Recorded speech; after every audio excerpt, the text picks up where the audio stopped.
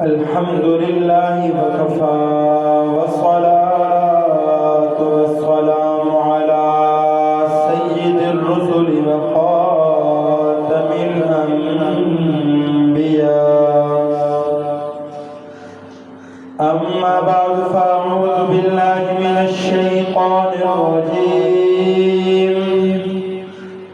بسم الله الرحمن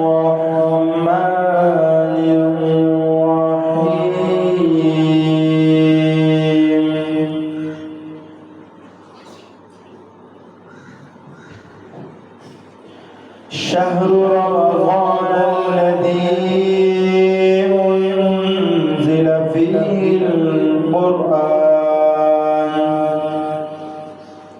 صدق الله العظيم وقال النبي صلى الله عليه وآله وسلم الصيام والقرآن يشفعان للعبد يوم القيامة أو كما قال عليه الصلاة والسلام صدق الله العظيم وصدق رسوله النبي الكريم فنحن على ذلك من الشاهدين والشاكرين والحمد لله رب العالمين يا رب صل وسلم دائما أبدا على حبيبك خير الخلق كلهم هو الحبيب الذي ترجى شفاعته لكل حول من الأحوال مقتحمين رب اشرح لي صدري ويسر لي أمري واحلل عقدة من لساني يفقه قولي رب زدني علما رب زدني علما تمام احباب عباد کی میں سے ذوق کی نیت سے جو پاک پڑھ لیجیے اللهم صل على محمد وعلى آل محمد كما صليت على إبراهيم وعلى آل إبراهيم إنك حميد مجيد اللهم بارك على محمد وعلى آل محمد كما باركت على إبراهيم وعلى آل إبراهيم إنك حميد مجيد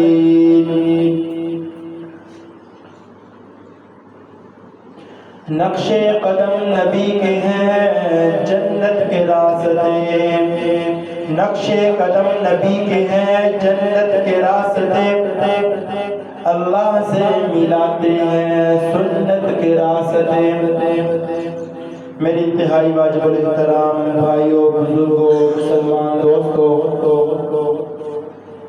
الحمدللہ آج رمضان المبارک 2026 کا دوسرا جمعہ المبارک ہے اللہ تعالی نے ہم پر خصوصی انعام عطا فرمایا ہے کہ اللہ نے ہماری زندگیوں کے اندر یہ مہینہ برکتوں والا رحمتوں والا فضیلتوں والا اللہ نے ہمیں عطا فرمایا ہے میرے بھائیوں اللہ کا جتنا بھی شکر ادا کریں کم ہے انسان کی زندگی مختصر سی زندگی ہے جتنی بھی اللہ نے عطا فرمائی اگر ساری زندگی انسان سجدے کے اندر سر رکھ کر اللہ کا شکر ادا کرنا شروع کر دے تو انسان کی زندگی تو ختم ہو سکتی ہے پر رب تعالیٰ کا شکر ادا نہیں کر سکتی اس کا مطلب ہرگز یہ نہیں کہ انسان اگر شکر ادا نہیں کر سکتا تو پھر کرنا شروع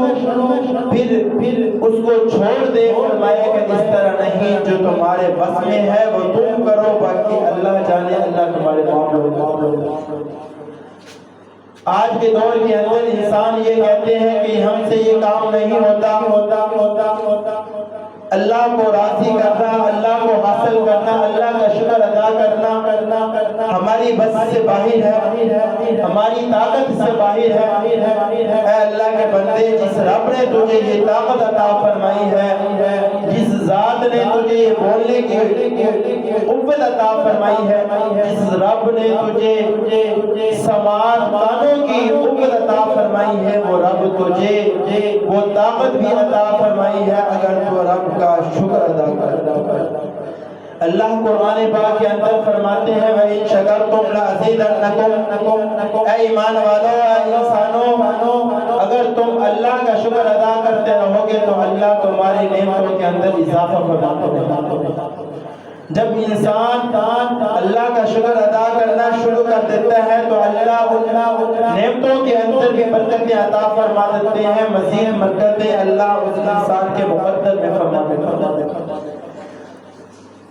رمضان المبارک تو ویسے ہر گھڑیاں لمحات اللہ کی طرف سے برکتوں والا ہے، عظمتوں والا ہے۔ حدیث مبارکہ میں الفاظ آتے ہیں شہر عظیم مبارک، یہ مہینہ اتنا عظمت والا ہے، اتنا برکت والا ہے کہ ہر لمحہ ہر گھڑی اللہ کی رحمت انسانوں کی طرف متوجہ ہے۔ اللہ کا شکر ادا کرنا چاہیے انسان کو ہر حال میں، جو بھی انسان جو بھی کام کرے تو اللہ کا شکر ادا کرنا چاہیے۔ اللہ کے نام کے ساتھ ابتدا اور محبوب علیہ السلام کے طریقے کے مطابق عمل کرو گے تو دنیا میں بھی کامیاب ہو جاؤ گے۔ تو میرے انتہائی واجب احترام، اللہ نے یہ جمعۃ المبارک دوسرا رمضان کا جمعہ عطا فرمایا، یہ بھی ہماری خوش نصیبی ہے کہ اللہ انہی کو عطا فرماتے ہیں جس قوم سے، جس انسانوں سے اللہ راضی ہوتے ہیں۔ اللہ کا شکر ادا کرنا چاہیے، الحمدللہ کی تسبیح کرنی چاہیے صبح و شام کہ اللہ نے ہمیں یہ قوت عطا فرمائی ہے، اللہ نے یہ ہمیں لمحات عطا فرمائی ہے محبوب علیہ السلام کے صدقے۔ اللہ ہمیں سب کو مسلمانوں کو صحیح مانے، ادب و احترام کے ساتھ اس کی قدر نصیب فرمائے۔ سابقہ جمعہ کے اندر آپ حضرات کے سامنے اللہ تعالیٰ کے محبوب علیہ السلام نے چار کام بتلائے تھے۔ چار کام کر لو رمضان المبارک کے اندر، اس کی کثرت رکھا کرو۔ ان میں سے دو کام تھے کرنے والے، دو کام تھے مانگنے والے اللہ سے جنت کا سوال کرنا، جہنم سے پناہ مانگنا۔ کرنے والے پڑھنے والے کام یہ تھے کہ اللہ کا پاک نام کلمہ طیبہ کا ورد رکھنا اور استغفار کی کثرت۔ آج کا موضوع آپ حضرات کے سامنے قرآن اور روزہ ہے۔ اللہ سے دعا ہے کہ اللہ تعالی ہم سب کو صحیح مانے، ان باتوں کو سمجھ کر عمل کی توفیق عطا فرمائے۔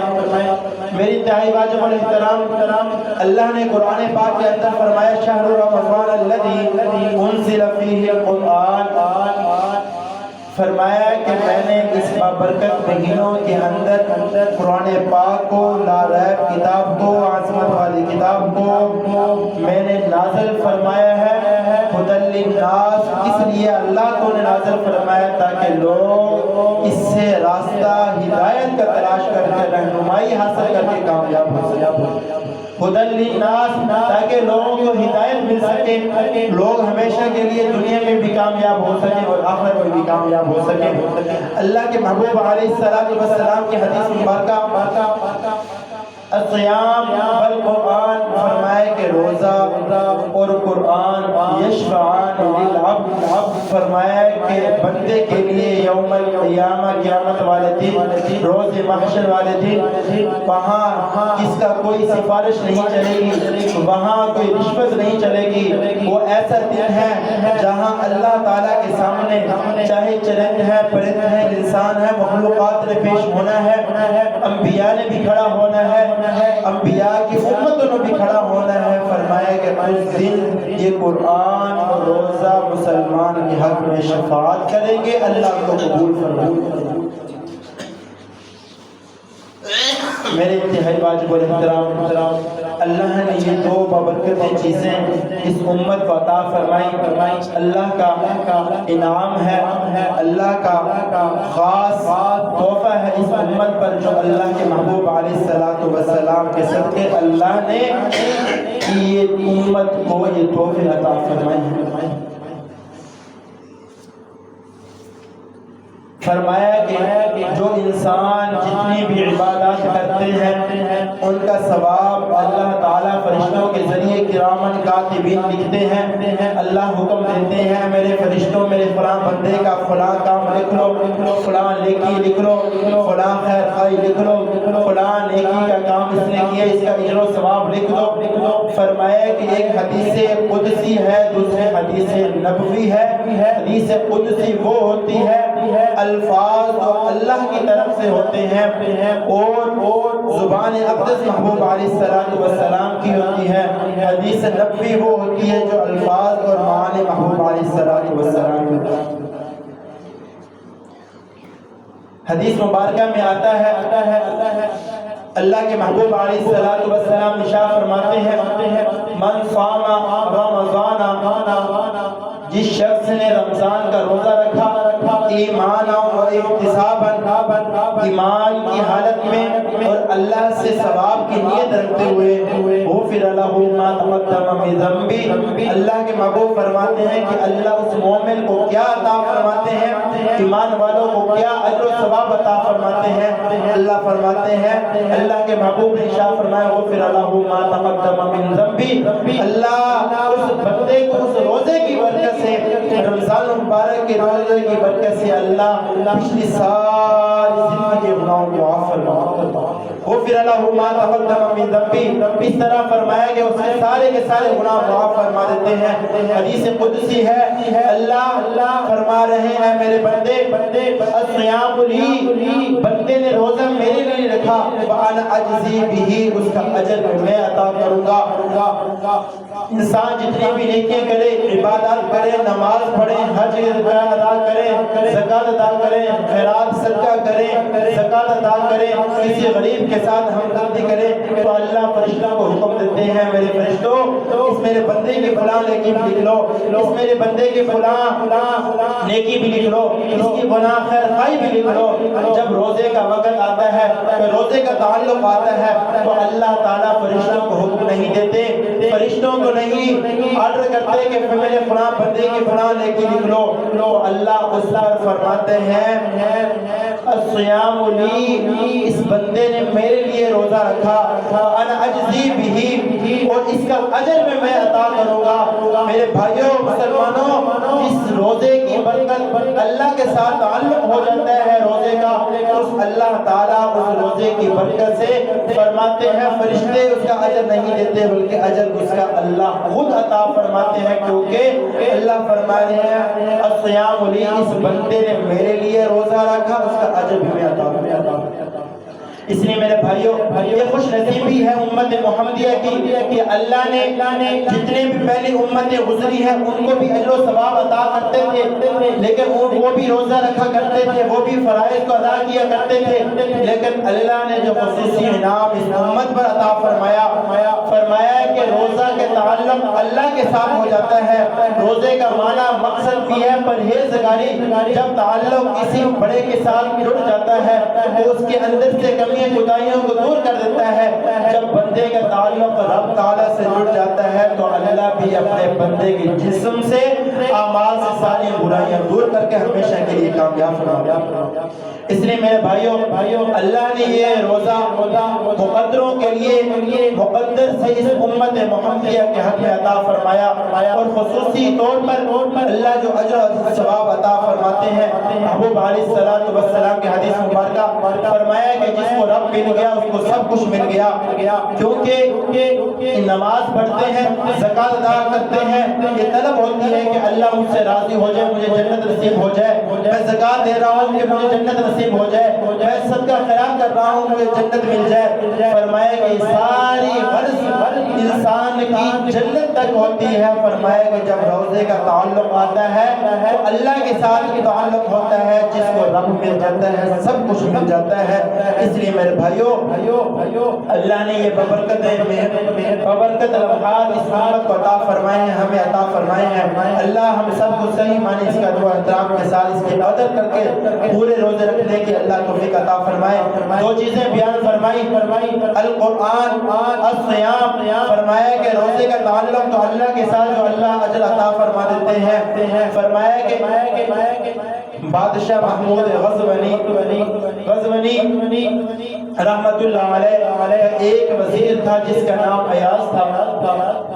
وہ بہت ہی سمجھدار تھا. اللہ نے اس کو گویائی ایسی عطا فرمائی تھی, اس کو فہم ایسا عطا فرمایا تھا کہ وہ دوسرے انسان کو دیکھ کر پرکھ لکھتا تھا کہ اس کے ذہن کے اندر کیا چل رہا ہے, یہ کیا کرنے والا ہے.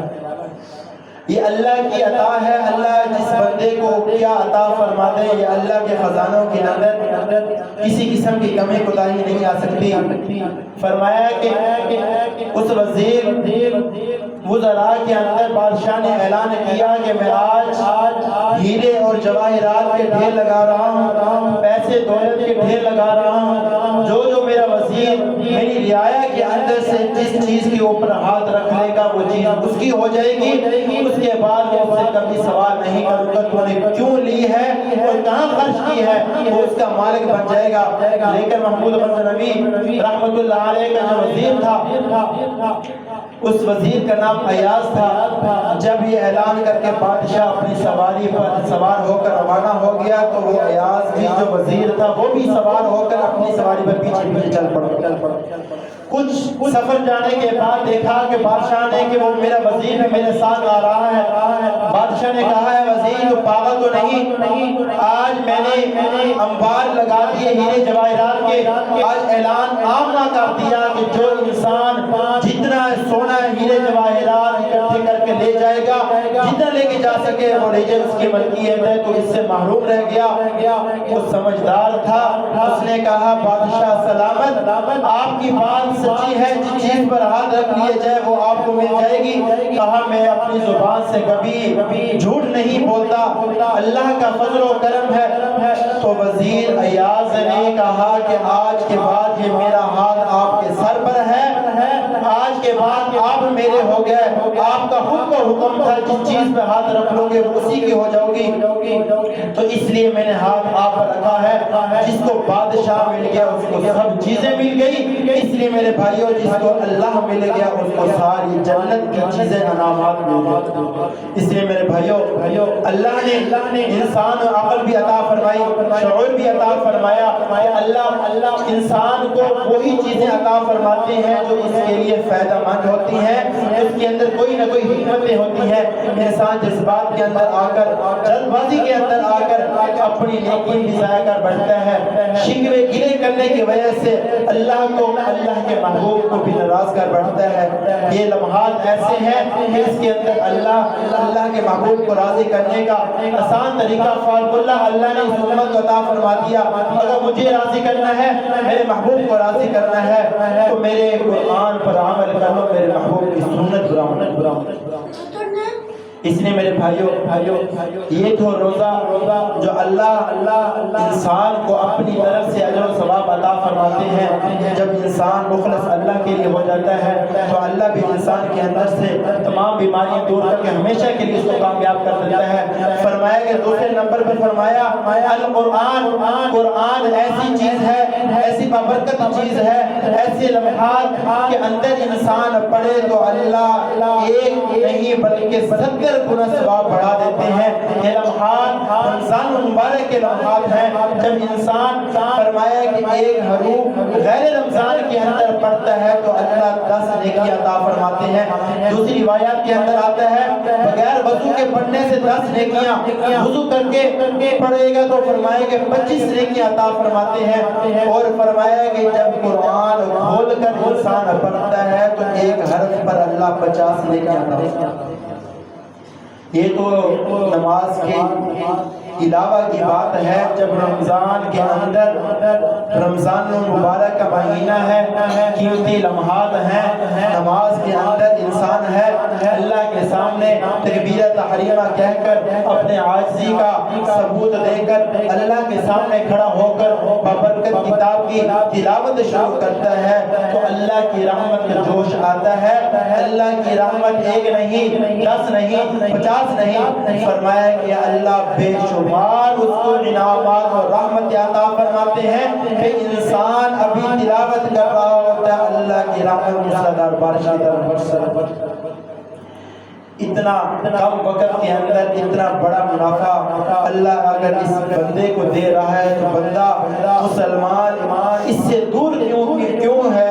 فرمایا کہ یہ منافع ہمیں نفع دیکھنا نظر آنے والا نہیں، یہ نظر اسی وقت آئے گا جب دنیا کی آنکھیں بند ہو جائیں گی، بند ہونے کے بعد پتہ چلے گا کاش میں ایک لمحہ اور اللہ کا ذکر کر لیتا، اللہ کے محبوب علیہ الصلوۃ والسلام کی سنت کو زندہ کر لیتا۔ میرے بھائیوں، اللہ کے وعدے برحق ہیں، سچ ہیں، محبوب علیہ الصلوۃ والسلام کے وعدے کیے ہوئے برحق ہیں۔ جو بندہ اخلاص کی نیت کے ساتھ ایمان و احتساباً کی شرائط کے ساتھ ایمان، اس لیے کہ یہودی بھی عیسائی بھی وہ بھی روزہ رکھا کرتے تھے، اللہ کے محبوب نے شرط اس لیے لگائی ایمان صرف مومن کے دل میں ہوتا ہے، یہودی اور عیسائی کے دل کے اندر نہیں۔ احتساباً کی شرط اس لیے لگا دی، فرمایا کہ ایمان کے ساتھ ساتھ اللہ سے ثواب کی نیت بھی ہوگی تو اللہ جو ثواب عطا فرمائیں گے، کیونکہ اس وقت ریاکاری نہیں ہوگی، کسی کو دکھلاوا نہیں۔ فرمایا کہ روزہ ایک ایسی چیز ہے، ایک اہم مسئلہ فرمایا ہے کہ رمضان مبارک کے اندر مومن ہو مسلمان ہو اس سے یہ پوچھا جائے کہ تجھے روزہ ہے، فرمایا کہ انسان کا ایمان کا فرق ہے۔ مومن ہوگا مسلمان ہوگا وہ بغیر عذر کے بغیر شرعی عذر کے روزہ نہیں چھوڑے گا۔ فرمایا کہ اگر روزہ چھوڑتا ہے فرمایا کہ اس کا ایمان کا خطرہ ہے، کہیں وہ اپنے ایمان سے ہاتھ نہ اٹھا بیٹھے۔ اللہ نے طاقت دی ہے، اگر کوئی شرعی عذر ہے، سفر کر رہا ہے، سفر تھکاوٹ والا ہے، فرمایا کہ وہاں روزہ چھوڑنے کی اجازت ہے، لیکن فرمایا کہ آج اتنے خوبصورت دن ہے، اتنے ٹھنڈے دن ہے، مختصر سے دن ہے، فرمایا کہ ایسے پتہ چلتا ہے دن منٹوں کے اندر گزر جاتے ہیں گھنٹے، اس لیے فرمایا کہ آج بھی ہم روزہ نہیں رکھیں گے، اللہ کی عبادت نہیں کریں گے تو اللہ تمام بھلائی سے محروم کر دے گا۔ اس لیے میرے بھائیوں جو روزے گزر گئے، جن ساتھیوں مسلمان بھائیوں نے روزہ ابھی کوتاہی کی ہے، یہ چھوڑے ہیں، اللہ سے توبہ کریں، یا اللہ ہماری زندگی غفلت کے اندر تھی، تو مہربان ہے، نہایت کرنے والا ہے، رحمان بھی ہے، رحیم بھی ہے۔ فرمایا تو بندہ جب عاجزی کے ساتھ رب تعالیٰ سے دعا کرتا ہے تو اللہ اس بابرکت لمحات کی وجہ سے اللہ اس انسان کی بخشش فرما دیتے ہیں۔ فرمایا کہ غفر اللہ ما تقدم من ذنبی، پچھلے گناہ بھی معاف فرما دیتے ہیں۔ امام احمد بن حنبل رحمۃ اللہ علیہ کی کتاب کے اندر مسند امام احمد کے اندر آیا، فرمایا کہ اللہ آئندہ والی زندگی کی صغیرہ چھوٹے گناہوں کو بھی معاف فرما دیتے ہیں۔